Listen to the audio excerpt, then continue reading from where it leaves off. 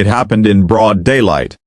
Right in the middle of 7th period English, with fluorescent lights humming and a classroom full of witnesses too frozen by fear or habit to move. A scrawny boy named Tate had lunged forward, gripping the throat of a quiet girl named Senna with hands that trembled more from cruelty than courage. Another bully, Lexi, laughed behind him. But in the next moment, everyone's world tilted. Senna's hand flashed out like lightning, and with a sharp, sickening sound, Tate's wrist snapped backwards in a way no wrist should bend. Lexi reached for Senna, and hers snapped too. The room went silent. Not just from pain, but because no one had expected the quiet girl to fight back. If you believe in and the power to rise, even when no one believes in you, take a second Toto Kinnis journal, and this story. You never know who needs to hear it today. Senna Vale had always been invisible. She didn't raise her hand in class, didn't eat lunch with anyone, didn't walk home in groups or laugh at the loud jokes in the cafeteria. She wore muted clothes, pulled her long brown hair into a tight ponytail, and kept her head low. But her silence wasn't from shyness, it was survival. Because, 3 years ago, something broke inside her. And ever since, she had lived in the shadow of that fracture, carefully avoiding sharp corners that might break her again. She'd once been known in her old school as a gymnast.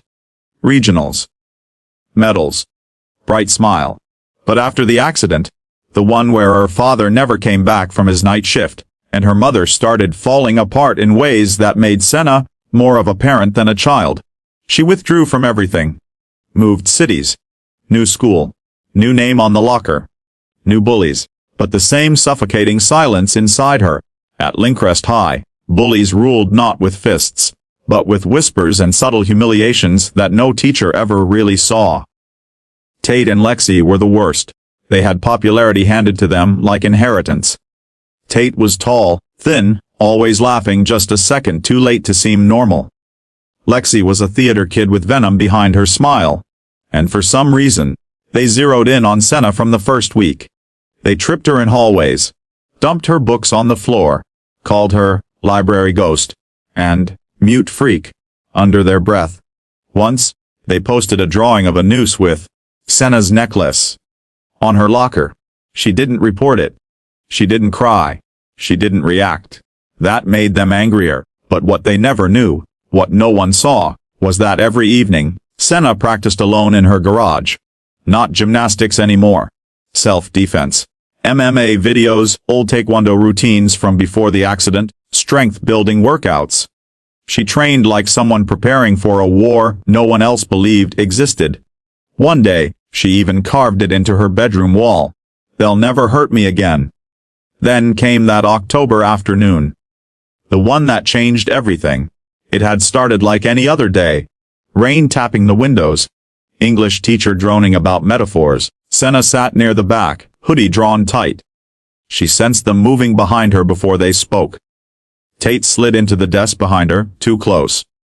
Lexi leaned over, fake, whispering loud enough for half the class to hear. "She probably still sleeps with a night light." Tate laughed. "She probably doesn't sleep at all, too busy writing suicide poems." Senna clenched her pen. Her knuckles went white, but she didn't turn. Then Tate whispered, "Bet she'd scream if I touched her." And he reached forward, fingers wrapped around her neck. Just playfully, in his mind. A joke. Something to make his friends laugh. He didn't expect resistance. But Senna didn't scream. She stood so fast her chair slammed back, and in one fluid, vicious motion, she twisted Tate's wrist until the cracking sound echoed like a gunshot. He collapsed, wailing. Lexi grabbed Senna's shoulder. Senna turned, eyes blazing with something primal, and grabbed Lexi's hand. One brutal jerk. Another sickening crunch. Gasps. Screams. The teacher dropped her book. Phones came out.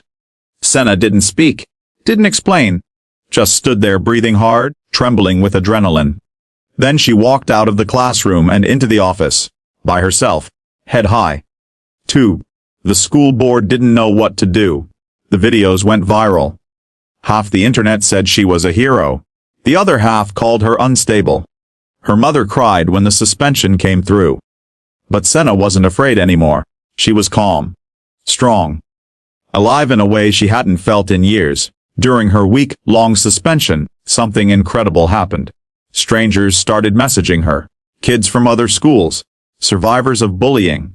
Parents. One girl wrote, "I wish I'd had the strength to fight back like you." A boy sent a video of himself practicing martial arts, inspired by her story. Former teacher from her old life, back when she was still flipping through the air in gymnastics, reached out to say she'd seen the video. That she was proud. It was the first time Senna had smiled, really smiled, in years. When she returned to school, something was different. Not just in her. In them. Tate didn't return. Lexi did, but she looked at the floor when they passed in the hallway. The laughter had stopped. So had the whispers. But, more than that, people started noticing Senna. Not in the mocking way. A girl named Anika invited her to sit at lunch. A teacher asked her to join the yearbook committee.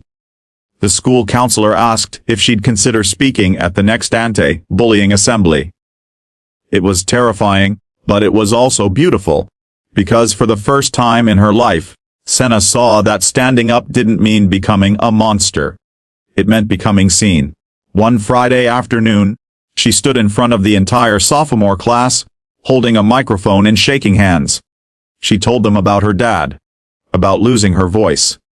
About training quietly, painfully, patiently, and then she said something that left the room in stunned silence. "I didn't snap their wrists because I hated them.